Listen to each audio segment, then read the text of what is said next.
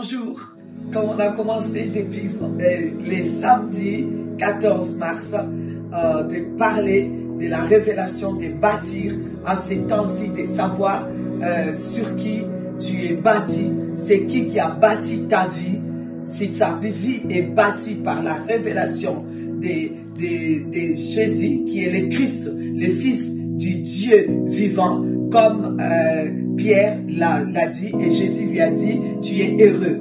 Alors si ta révélation est bâtie sur ça, tu es heureux. Parce que Jésus est la parole du commencement, il est Dieu, il est la parole, il est le roc, rien ne peut te bouger si tu es bâti sur ça, parce que lui aussi vient bâtir dans ta vie, il vient bâtir du solide dans ta vie, et toi-même tu bâtis en lui, alors tu es bien, tu es vraiment, rien ne peut te bouger, te bousculer. Alors Jésus a dit, les portes, c'est pour cela qu'il a dit, les portes des séjours des morts ne vont pas prévaloir sur toi. Les portes des séjours des morts, c'est tout ce qui peut passer, les mauvais vents, les difficultés, les problèmes, ça ne peut pas prévaloir sur toi si tu es bâti sur les rocs.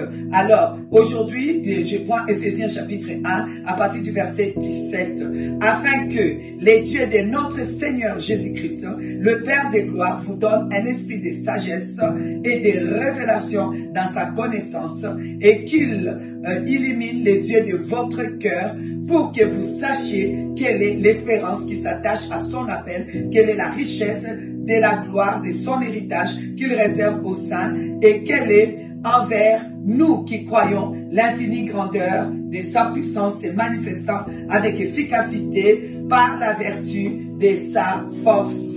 Alors, je voudrais vous dire que lorsque vous avez la sagesse, ici on nous dit qu'il nous donne un esprit de sagesse. L'esprit de sagesse, c'est la faim, la soif de connaître Dieu. Et quand vous avez cette faim, cette soif de la révélation, que Dieu se révèle à vous, qu'il révèle sa face à vous, qu'il vous révèle qui il est, alors cette révélation vous amène à connaître Dieu. Dieu va se révéler à vous et vous allez le connaître. Et chaque jour qui passe, vous devez chercher à connaître de plus en plus Dieu. Vous cherchez à avoir la soif chaque jour de la révélation, plus.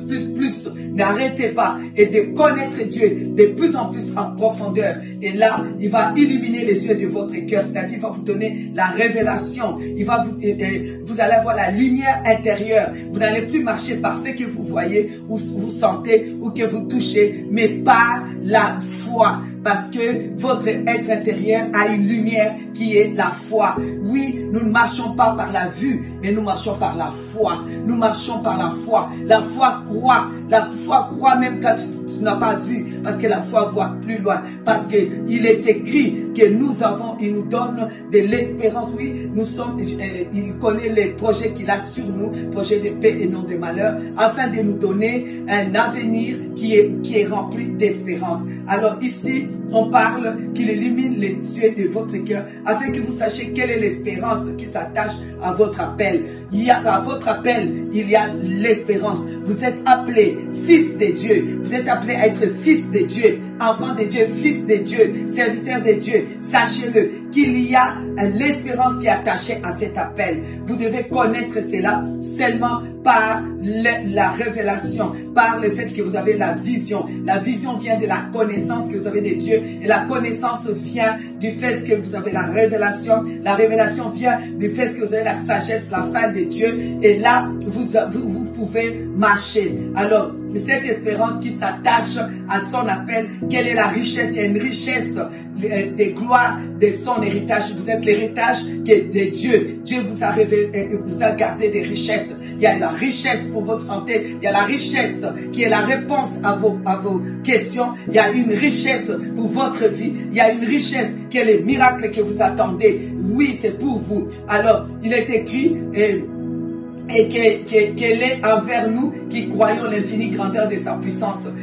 Votre foi est attachée à l'infinie grandeur de la puissance de Dieu. Alors continuez à croire, ne marchez pas par la vue, croyez à qui vous espérez, qui vous a donné la révélation, sur qui vous êtes bâti. Jésus-Christ, le fondement éternel, Jésus-Christ, le roc de Dieu. Vous êtes bâti sur cela. Alors, la vision intérieure est en vous. Allez de l'avant. Nous sommes ensemble. 2 Corinthiens 5, 7. Car nous marchons par la foi et non par la vue. Dieu vous bénisse et à très bientôt. Bye. Un bon dimanche.